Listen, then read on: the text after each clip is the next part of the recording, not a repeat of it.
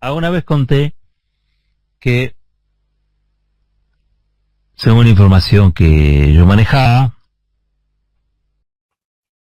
a Cristina Fernández de Kirchner le quisieron hacer lo mismo que le hicieron a la entonces presidenta de Brasil, ¿no? Dilma Rousseff. Un juicio político, basado, entre otras cosas, en la causa Nisman. Causa Nisman que tenía un sustento, si se quiere, que era la del memorándum. O sea, había actuado allí Bonadío, dando por válido que la presidenta de la Nación Argentina había tratado de instalar en base al memorándum una suerte de traición a la patria, ¿no? Traición a la patria en función de vaya a saber qué intereses, ¿no? Pero bueno, eso se instaló fuertemente, fue noticia durante mucho tiempo. En soledad muchos dijimos que en realidad todo eso tenía que ver con un trasfondo, y ese trasfondo tenía que ver con los fondos buitres. Había un grupo de bonistas que no habían entrado en la reestructuración de la deuda, que especularon fuertemente para cobrar nominalmente esos bonos, que en un 93% de los casos se habían reestructurado, pero que en otro porcentaje muy chico o mínimo no lo habían hecho, y que había por cobrar 16 mil millones de dólares. Esos 16 mil millones de dólares que el kirchnerismo no quiso pagar, entre otras cosas porque 16 mil millones de dólares son 2 o 3 años, escuchen bien, son 2 o 3 años de pago de deuda, en los que vos tenés que sacrificar a jubilados, tenés que sacrificar a docentes, tenés que sacrificar a maestros, tenés que sacrificar a la salud, tenés que bajarle el rango de ministerio a secretaría, a la cultura, pero también, insisto, a la salud, a la ciencia y la técnica. O sea, son 3 años en los que tenés que sacrificar el futuro de los argentinos para pagarle a un grupo de tipos que especularon hasta el final y que compraron unos bonos a un 20%, un 30%, un 40% y después los quieren cobrar al 100%. Siempre hago esta misma pregunta. ¿Ustedes qué saben o qué creen? ¿Qué le financió la campaña a Juntos por el Cambio o a Cambiemos para que Macri ganara la presidencia? Miren, la respuesta es una. Aquellos que por un bono querían cobrar el 100% y que en plata constante y sonante eran alrededor de 16 mil millones de dólares. Esos 16 mil millones de dólares son los que, al fin de cuentas, pagó Mauricio Macri apenas asumió la presidencia después del gobierno de Cristina Kirchner. O sea, con la derrota de Scioli sobrevino la posibilidad de cobrar cash 16 mil millones de dólares para esos fondos. Los fondos buitres, buitre no es nada bueno. Hoy hay que explicar hasta lo obvio. El buitre no es un pajarito, no es un jilguero, no es un gorrión. Buitres, comen carroña y son capaces de desestabilizar la economía de países como los nuestros, que son países de la periferia, que intentan sostener alguna posibilidad de estado de bienestar, pero que a estos grupos no les interesa absolutamente nada. Hoy la vi a Cristina en el marco de la causa del memorándum por Irán, ¿no? En la causa abierta por el memorándum. Recuerden que todo esto derivó después en la causa Nisman y después en el escándalo por la muerte de Nisman. Patricia Bullrich, Laura Alonso, en su momento, propiciadas, alentadas, fomentadas por los eh, por las fundaciones estadounidenses que bancan esos fondos buitres, porque esos fondos buitres operan para cobrar y para ganar dinero con fundaciones, le pagan a políticos propios como Mark Rubio, y también le pagan a políticos extranjeros, ¿no? Donde hacen una inversión para cobrar lo que tienen que cobrar. No es lo mismo cobrar 16.000 que cobrar 2.000. No es lo mismo cobrar 3.000 que 16.000. Esto es plata. Pero es plata en el marco de un funcionamiento geopolítico donde la República Argentina, ¿sí?, con Cristina Kirchner, se paró de una manera soberana. Con Cristina Kirchner, con Axel Kicillof, con el kirchnerismo en el poder. Lo tengo que decir, porque si no, no lo dice nadie, salvo Cristina Kirchner. Hoy Cristina Kirchner, en el marco de la causa por el memorándum, habló en relación a estas cosas.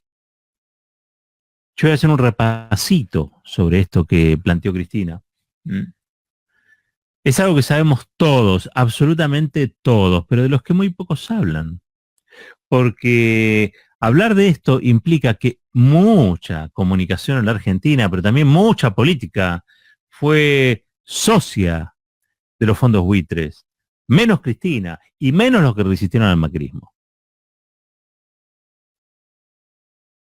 Menos Cristina y menos los que resistieron al macrismo. ¿Saben por qué? Porque la cuestión de la soberanía excede a Cristina. Y fuimos muchos, y fuimos muchas, las que entendimos que ahí te estaba jugando una cuestión de soberanía también. Porque 3 años de pagar o no pagar a esos especuladores son 3 años de leche y de comida para los pibes y las pibas argentinas. Pero esto nadie te lo dice así. En la política son todos unos crápulas, o una gran mayoría. Perdón, todos no, y todas tampoco.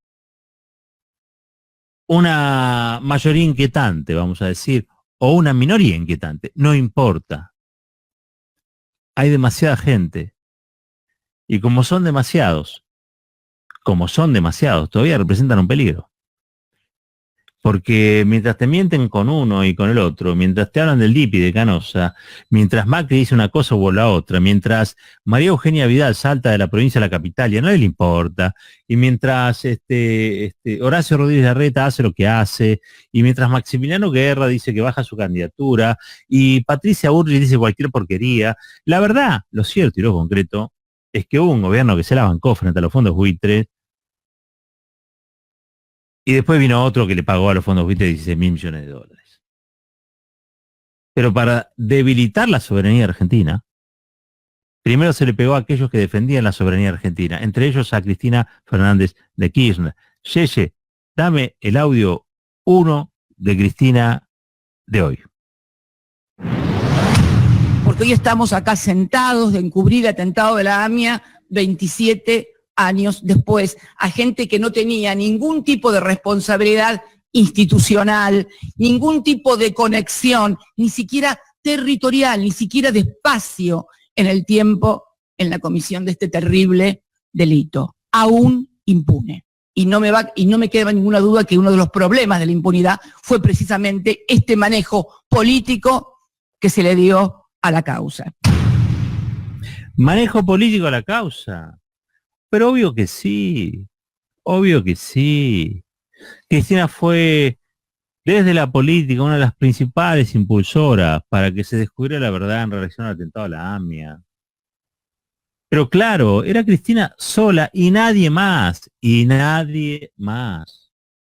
Porque el resto convalidaron lo que era el acuerdo espurio, para que no se supiera. ¿Por qué? Porque había intereses geopolíticos allí que no se podían hacer públicos. Entre ellos, y todo esto lo voy a decir en potencial, porque no tengo forma de comprobarlo una vez que, en términos judiciales, en términos de historia judicial, en términos de expediente judicial, todavía hay impunidad en la Argentina. Pero yo escribí un libro sobre la AMIA, se llama AMIA, la verdad imposible. ¿Por qué creen que titulé el libro AMIA, la verdad imposible? Porque había instituciones del Estado comprometidas en una verdad, que era la verdad oficializada, y que correrse de esa verdad implicaba abrir, ¿sí?, un espacio de discusión que la sociedad argentina no se bancaba, la política no se bancaba esta discusión. ¿Quién hizo el atentado a la AMIA? ¿Quién lo encubrió? ¿Por qué? Bueno, la verdad es que a partir del atentado a la AMIA nosotros descubrimos que Argentina se había convertido en una pieza en el mapa geopolítico, una pieza importante, ¿no? ¿Qué tuvo que ver allí o no la decisión de Carlos Menem de intervenir en la guerra del Golfo? de alinearse con la política de los Estados Unidos, que tuvo que ver allí también la participación de los servicios de inteligencia. ¿Sabían los servicios de inteligencia de Carlos Menem, de Anzoátegui, que se iba a hacer un atentado en la Argentina o no? ¿Por qué no habla la Daya de estas cosas? En vez de pegarle a Cristina, ¿por qué no cuentan la verdad? ¿Por qué no dicen la verdad? Si la saben.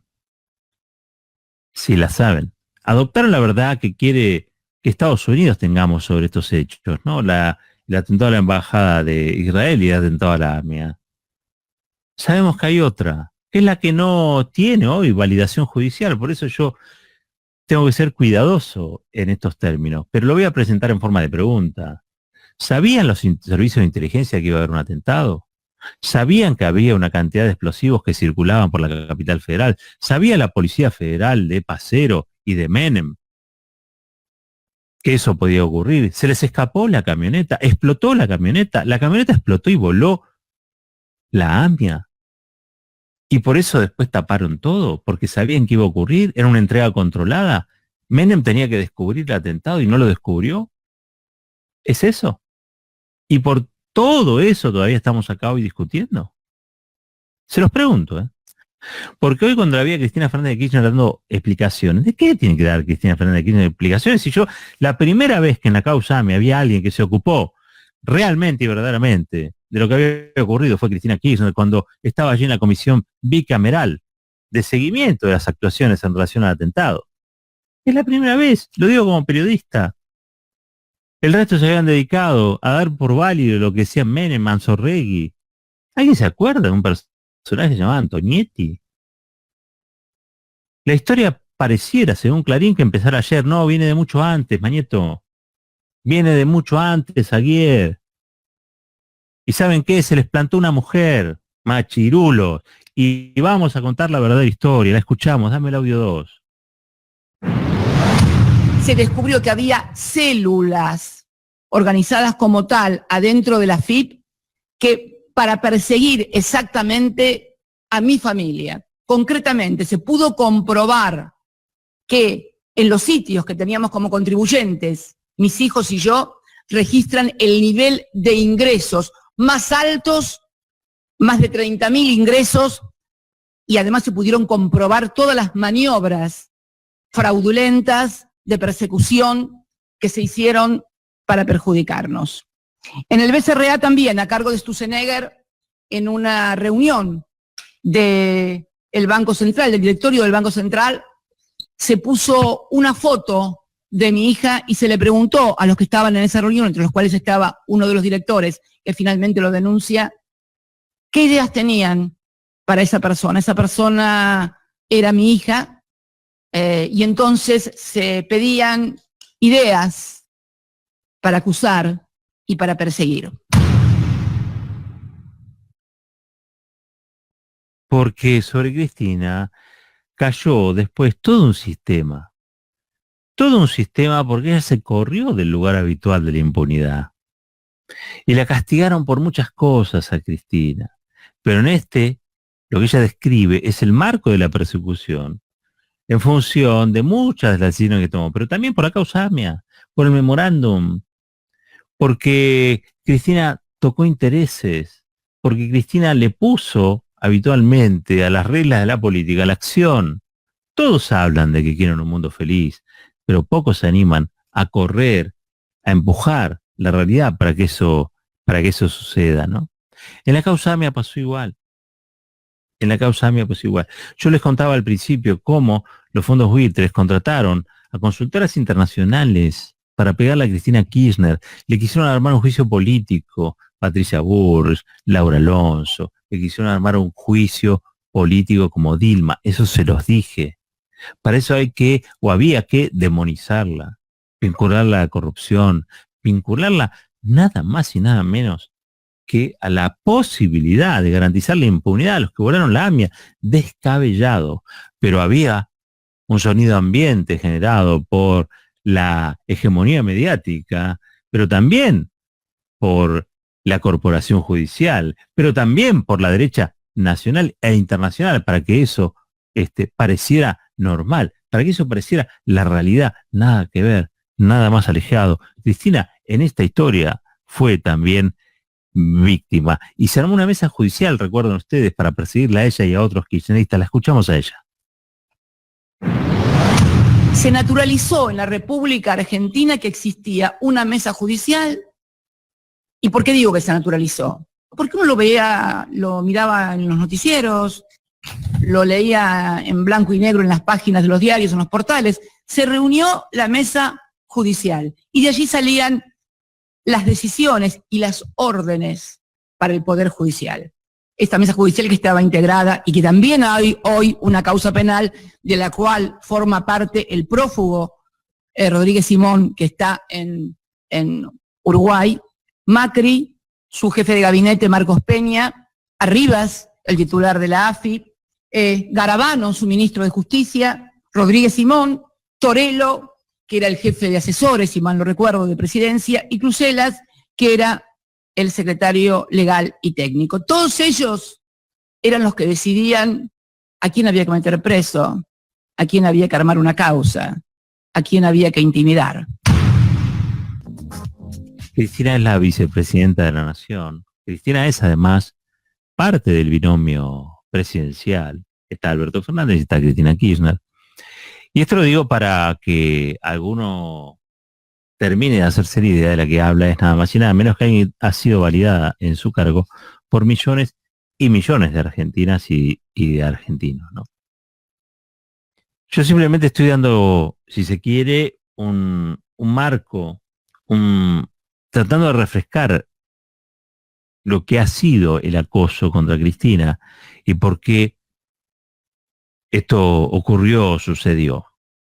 ¿Cuándo empieza a ocurrir? ¿Cuándo empieza a suceder? ¿Y quiénes son aquellos sectores que han desde siempre impulsado la posible destitución, y si no la persecución sobre Cristina? ¿Sí? Persecución de la que fuimos algunos muy conscientes y quizá otros no tanto. Quizá otros no tanto. Incluso sectores que hoy están en el frente de todos, digamos, ¿no? Que mucho de este verso se lo comieron. Mucho de este verso se lo comieron. Y actuaron en consecuencia, quizá soltándole la mano a la propia Cristina. Pero bueno, historia pasada pareciera. Todo un sistema judicial, todo un sistema político y todo un sistema geopolítico poniendo o tratando de poner en jaque a la que entonces era presidenta y luego la jefa, nada más y nada menos que la oposición. La escuchamos a ella, dame el audio 4. Los dos jueces que siempre intervenían, salvo en una causa, en todas las demás, en casación, eran Hornos y Borinsky. ¿Se entiende, no? En primera instancia, Ercolini y Bonadío. Si se escapaba algo en algún tribunal oral o cualquier cosa, estaban en casación. Hornos y Borinsky esperándome, bueno, para darme lo que según ellos debería ser mi merecido, ¿no? Esto es lo que sucedió en la República Argentina en las causas en las cuales yo estoy acusada.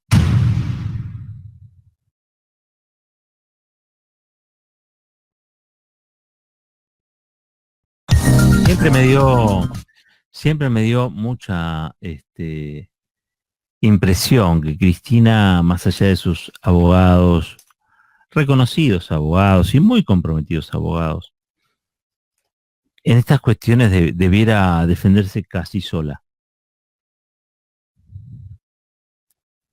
En eso yo creo que hay muchos comunicadores y comunicadoras, periodistas y periodistas del campo nacional y popular que han tratado en la medida de lo posible de ganar espacio para defender estas posiciones. Lo quiero destacar también porque Cristina no ha estado sola, pero sí es cierto que algunos han especulado más que otros en relación a su defensa. Y me impresiona que ella tenga que, con tanto énfasis, con tanta enjundia, tenga que defender su posición en asuntos que son tan evidentes, ¿no?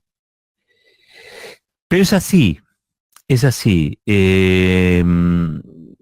creo que también hay un déficit importante de la representación política, porque muchas veces uno unge a ciertas dirigencias para que hagan determinada cosa y esas dirigencias terminan siendo otras.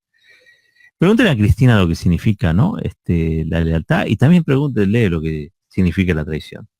Tampoco se puede vivir señalando siempre a los que traicionaron, ¿no? Creo que eso Cristina lo sabe. Por eso Cristina siempre que habla está apuntando a la historia. Y como está apuntando a la historia, tenemos que escucharla, ¿sí? Dame el otro, Yeye. Lo más maravilloso es que el fiscal Stornelli, procesado porque se ha comprobado lo que ha hecho como fiscal, no porque un fiscal puede cometer un delito, pero no con motivo de su desempeño como fiscal, puede, no sé, haber atropellado a alguien con un auto, haberse peleado con alguien, no. Todas las causas están vinculadas a su ejercicio en el Ministerio Público Fiscal. Sigue siendo fiscal en la República Argentina. Es verdad, sigue siendo fiscal. Y la que tiene que dar explicaciones es Cristina. Qué impresionante esto. Bueno, quizás si la Ley de Servicios de Comunicación Audiovisual hubiera seguido su curso y se hubieran adecuado y se hubiera desmonopolizado la comunicación y se hubiera democratizado fuertemente como queríamos muchos y muchas, bueno, eso no hubiera sido tan fácil de hacer para Macri, ¿no? Pero bueno, allí se fracasó. Y el tema es que sobre ese fracaso se edificó un imposible, ¿no? Porque ahora todos te dicen, no, pero no se puede. No. Una cosa es no saber hacer las cosas y otras cosas es considerar que esas cosas, porque no salieron, son injustas o no corresponde hacerlas. Más que nunca necesitamos una ley como la Ley de Servicios de Comunicación Audiovisual capaz de democratizar la comunicación. La necesitamos para democratizar el país, la sociedad, la economía. Pero eso es otro asunto. Disculpen, estamos escuchando a Cristina, ¿sí? Dame el audio 6. Una reunión de un presidente con un juez a cargo de una investigación en la cual pueda tener algún interés es un ilícito. Yo no recuerdo cuántos titulares de diarios tipo catástrofe acerca de mis reuniones con Casanelo en Olivos. Hoy los dos falsos testigos están condenados por perjurio, por falso testimonio. Nunca Casanelo fue a Olivos siendo yo presidenta, nunca, jamás. No sé si después habrá ido, pero siendo yo presidenta, nunca. Qué radiografía, ¿no? ¿Qué hace Cristina desde su papel de perseguida en relación a todo este sistema, a la mesa judicial, al lawfare, ¿no? Vamos con el otro audio, Yeye, vamos a escuchar a Cristina. Se abre lo que se denominan causas mellizas. Algunos creen que solamente hay autos mellizos cuando se roban. Bueno, no. En nuestro país hay causas judiciales mellizas. Cuando no te gusta el resultado, como salió de un juicio, y podés armar otro para ver si podés lograr lo que no lograste en el otro juicio. Esto es lo que está sucediendo y lo que sucedió concretamente en esta causa del memorándum. Yo les hablaba de los grandes medios, ¿no? En realidad a mí me gusta hablar de la comunicación concentrada, los monopolios mediáticos, todos aquellos que resistieron fuertemente, ¿no? La democratización de la comunicación. Acá Cristina revisita el asunto y dice lo siguiente. Dale, Yeye. Resucitaron una causa que estaba fenecida, que estaba acabada. La resucitaron y al otro día, porque esto es lo que llama más la atención, yo creo que es la sensación de impunidad lo que produce estas cosas. Al otro día, que es el 30 de noviembre, el presidente Macri, en una radio de Mendoza, les recomiendo por favor si pueden encontrar el audio, escúchenlo, vale la pena, felicita con nombre y apellido a Hornos y Borinsky por el fallo donde resucitaron la causa contra Cristina Fernández de Kirchner. Y critica a otra camarista que había sido crítica con sus dos colegas porque decía que no podían intervenir, que no tenían competencia. así como se escucha. No se puede creer, pero hay que escuchar el audio al otro día felicitando a 2 jueces que sacan un fallo a medida del gobierno. A ver, allí estamos haciendo un repaso nada más y nada menos con la voz de Cristina, ¿no?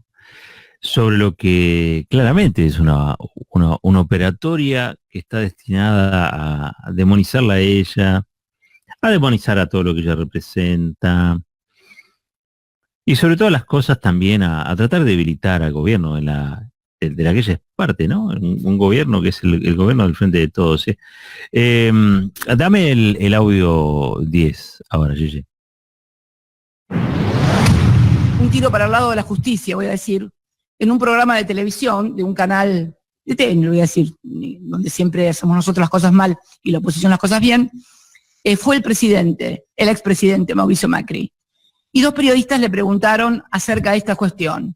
Y dice, bueno, no, pero Borinsky, no sé, pero ¿y usted qué diría si se entera que el juez de la quiebra del Correo va a jugar al tenis con Alberto Fernández? Bueno, creo que todos deben haber visto ese video que circuló en todas las redes y que marca la cara de esperpento, ¿no? Frente a lo que es una obviedad. Esto pasó en la República Argentina durante los 4 años del gobierno de Mauricio Macri y de Juntos por el Cambio. Si hacían estas cosas mientras hablaban de la independencia del Poder Judicial.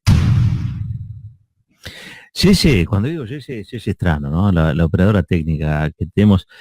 La verdad que estos audios de Cristina son increíbles, ¿no? Te voy a pedir que me pegues de acá en adelante, del 11 al 14, ¿sí? Testimonio para escuchar, testimonio para la historia. Escuchamos a Cristina Kirchner. Yo elegí algo de parece que es un penalista muy famoso, el profesor Klaus Roxin. Es un profesor alemán y dice, el profesor Klaus Roxin, al efectuar una reseña sobre la jurisprudencia del Tribunal Federal de Justicia de Alemania, estamos hablando de un doctrinario alemán en el derecho alemán y en el sistema judicial alemán, enseña que el temor de parcialidad se configura, escuchen bien, por favor, enseña que el temor de parcialidad se configura, entre otras situaciones, da una casuística, justamente cuando el juez, abro comillas, textual de Klaus Roxin, no lo dice ni Beraldi ni Cristina, juega al tenis, cierro comillas, con el imputado, abro comillas de vuelta, y después se van a comer juntos. ¿Se entiende? Acá habla del imputado porque es el que está interesado en la causa. Acá jugaba al tenis y después se iba a comer con Mauricio Macri. ¿Alguien piensa que ese juez puede ser un juez imparcial contra Cristina Fernández de Kirchner? ¿En serio que piensan que puede ser imparcial? Esto, no sé si lo ven, esto era lo que se publicaba en los principales diarios europeos. Soy yo, con el entonces presidente de Irán, Ahmadinejad, como que teníamos un pacto con el diablo. Estas solicitadas las pagaba la Task Force Argentina, que era el grupo de choque de los fondos buitres para lograr doblarnos la mano. Me quisieron doblar la mano durante años para que les pagara cualquier cosa y me negué a pagarles cualquier cosa. Me banqué lo que me banqué y no me doblaron el brazo, no les pagué lo que querían, porque era condenar a la Argentina a un endeudamiento monumental de la que la habíamos salvado, pagándole al Fondo Monetario Internacional Néstor en el año 2005, y yo siguiendo pagando todo lo que reestructuramos a partir de 2005 y del 2010, pagando todos los años. Por eso también afectamos las reservas del Banco Central para pagar la deuda, porque queríamos desendeudar al país, porque era la única forma de crecer y estábamos creciendo. Este memorándum, lo de vialidad, lo de dólar futuro, todo está armado para denostarnos a nosotros y que el pueblo argentino pueda entregarse débilmente a lo que siempre hicieron desde afuera, dominarnos a través de la deuda. Esto es lo que pasó en la República Argentina, esto es lo que pasa con el memorándum de Irán. No hay otra cosa. ¿Saben por qué me duele tanto? Porque yo tengo 68 años. Ya fui presidenta 2 veces. No me mueve nada más que el dejarles un país a mis hijos y sobre todo a mis nietos y a mis nietas mucho mejor del que recibió su abuelo en el 2003. Esto es lo único que me mueve. Parece ser que no lo entienden. Parece ser que solamente se rigen por lo que ven en los diarios. No pueden tener pensamiento propio para poder analizar un poco más profundamente de lo que sale en la televisión o de lo que sale en un diario. Así nos va y así nos va a ir a los argentinos.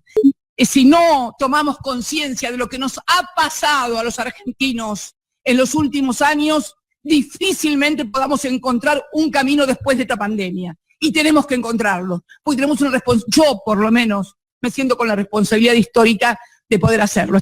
Todavía me cuesta creer que a 27 años de la tragedia de la AMIA estemos todavía discutiendo esto, que es el montaje de una mentira para poder ganar elecciones, para poder mantener entretenida a la gente y para poder echarle la culpa a los que mal o bien, con equivocaciones, con aciertos, podemos decir que cuando nos tocó gobernar la Argentina, la gobernamos para que la gente pudiera vivir mejor. O lo que está diciendo por primera vez Cristina de una manera descarnada, y creo que por eso lo estamos destacando tanto y lo estamos repitiendo, son las razones políticas que giraron alrededor de estas decisiones judiciales, ¿no? ¿Qué era lo que estaba en juego? ¿Ustedes creen que en 16.000 millones de dólares es poca plata? ¿Ustedes creen que una campaña electoral, por ejemplo, como la que llevó a Mauricio Macri a la presidencia, se hace con poca plata?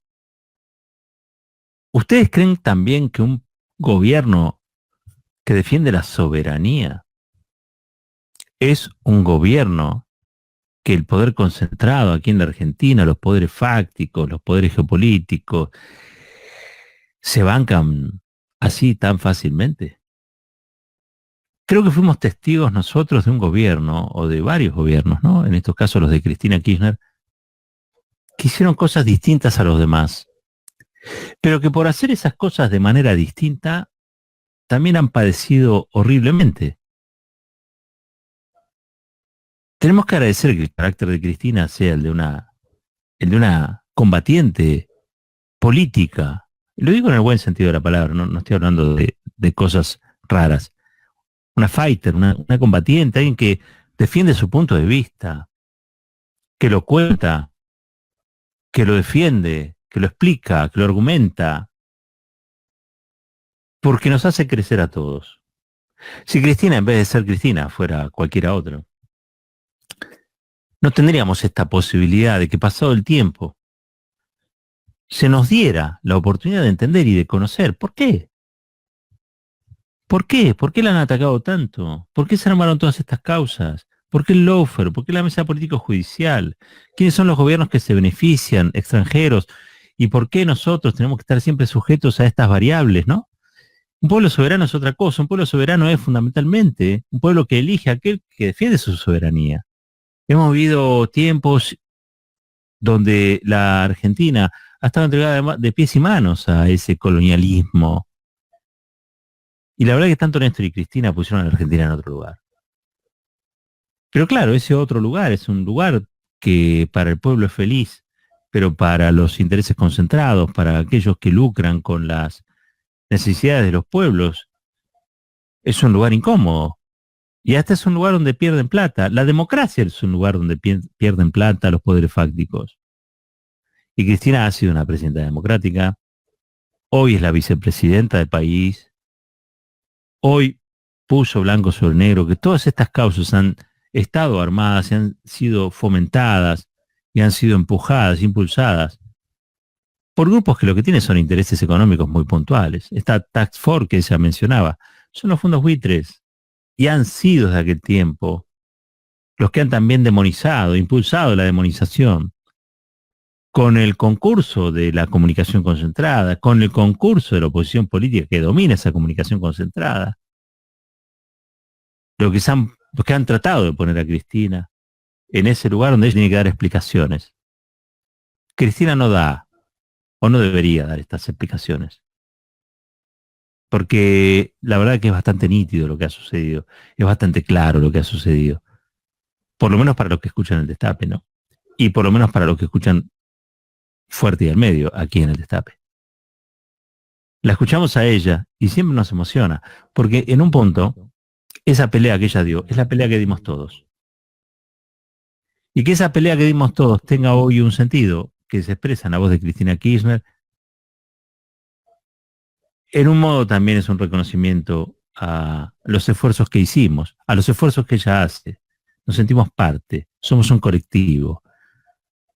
Somos los que queremos que haya memoria sobre lo ocurrido, verdad sobre lo ocurrido y justicia sobre lo ocurrido, como siempre, como nos enseñaron las madres y las abuelas, y como también nos enseña Cristina. Esto es Fuerte y al Medio.